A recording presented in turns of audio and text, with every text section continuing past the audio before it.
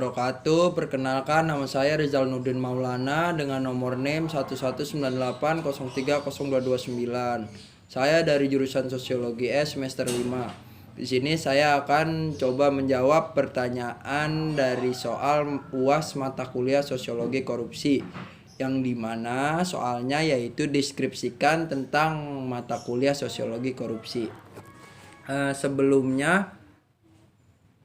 Sebelumnya saya akan memaparkan sedikit pengertian dari sosiologi dan korupsi. Sosiologi adalah ilmu sosial yang mempelajari setiap kehidupan masyarakat. Objek kajian dari sosiologi tidak lain adalah kehidupan manusia. Sedangkan pengertian dari korupsi itu adalah suatu tindakan dari seseorang yang menyalahgunakan sebuah kepercayaan dalam suatu masalah maupun organisasi guna memperoleh keuntungan pribadi. Berawal dari objek kajian sosiologi,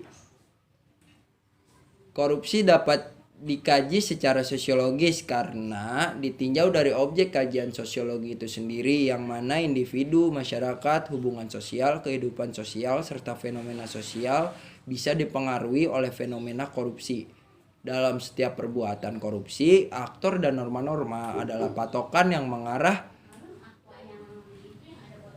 suatu perilaku, atau norma adalah sesuatu yang diterima oleh suatu masyarakat atau kelompok masyarakat. Jaringan dalam sosiologi banyak dikaitkan dengan sebuah gerakan sosial. Hubungan pertukaran yang membentuk struktur dan studi hubungan organisasi jaringan ini cukup kompleks. Jaringan ini memiliki tingkatan baik secara mikro, makro, dan meso. Dalam artian setiap perbuatan korupsi yang dijalankan oleh para aktor memiliki jaringan tersendiri yang saling terkoneksi, yang mana hal tersebut pun dilakukan beberapa pihak demi meraup keuntungan dari dana-dana pemerintah, dan secara tidak langsung dari hal jaringan ini membuktikan bahwa dalam setiap kasus korupsi terdapat aktor atau pemeran utama dan otak dari korupsi tersebut. Karena pada dasarnya setiap individu merupakan masyarakat dari sebuah negara, yang mana dalam negara tersebut terdapat organisasi-organisasi yang saling berhubungan satu sama lain.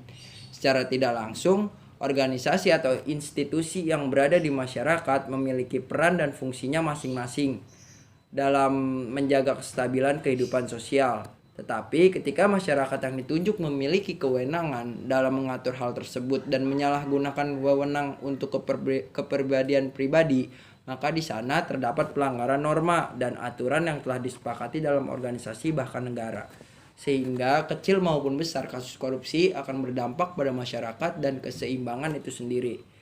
Nah, maka dari itu kita selaku mahasiswa dituntut untuk mempelajari dan memahami persoalan tersebut melalui mata kuliah sosiologi korupsi ini. Yang mana mata kuliah sosiologi korupsi ini mempelajari tentang pengertian sejarah dan fungsi dan kegunaan serta unsur-unsur dari korupsi. Pembahasannya juga dimulai dengan menjelaskan pengertian, latar belakang sejarah, unsur-unsur, bentuk-bentuk pengaruh korupsi terhadap pembangunan, korupsi dan illegal logging, tindak pidana suap, cara pemberantasan korupsi, pengawasan melekat, dan ombudsman.